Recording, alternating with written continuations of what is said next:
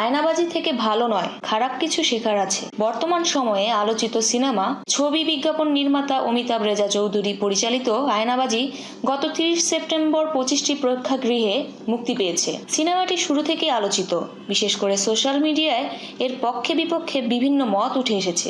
যদিও শহুরে তরুণ সিনেমা প্রেমীদের কাছে আয়নাবাজি বেশ প্রশংসিত হয়েছে।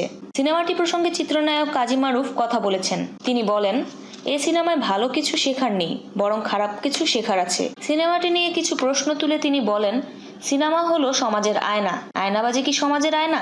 সমাজে যা কিছু ঘটে তাই সিনেমায় দেখানো হয়। এতে মানুষ সচেতন হওয়ার অবকাশ পায়। খারাপ ত্যাগ করে ভালোটা গ্রহণ করতে অনুপ্রাণিত হয় দর্শক। সে কারণেই বলছি, আয়নাবাজি দেখে মানুষ খারাপটা গ্রহণ করলে অবাক হওয়ার কিছু নেই। আপনি কেন সিনেমাটি দেখতে গিয়েছিলেন? তিনি জানান, অমিতাভ রেজার সিনেমা বলেই আমি দেখতে গিয়েছিলাম।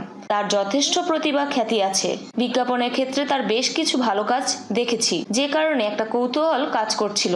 শহরের তরুণ প্রজন্ম কিন্তু আয়নাবাজি দেখছে। চারিদিকে সিনেমাটি নিয়ে একটি রব উঠেছে। তাহলে এর কারণ কি বলে মনে করেন? এই প্রশ্নের জবাবে কাজী মারুফ বলেন, বুঝতে হবে গ্রে নামক একটি বিজ্ঞাপনী সংস্থা এই সিনেমার সঙ্গে জড়িত। তাদের টাকার অভাব নেই। গ্রে যাদের পাবলিক রিলেশনের কাজ করবে তাদের তো জয় জয়কার হবেই। এর আগে চঞ্চল চৌধুরী অভিনীত মনপুরা সিনেমাটিও সুপারহিট হয়েছে। তাহলে কি বলা যায় যে চঞ্চলের অভিনয়ের কারণে এই জয় জয়কার? উত্তরে তিনি বলেন, আয়নাবাজি চঞ্চলের জন্য চলেনি, এটা চলেছে অমিতাভ রেজার জন্য। তারপরেও একটি মহলের জন্য কিন্তু এটি ভালো সিনেমা। তবে সকল মহলের জন্য এটি ভালো সিনেমা নয়। সাতক্ষীরা সহ গ্রামাঞ্চলে আয়নাবাজি ভালো যায়নি, শুধু শহর এলাকায় ভালো চলেছে। অমিতাভ রেজা আরেকটা এ ধরনের সিনেমা নির্মাণ করে দেখুক কতটা ভালো চলে।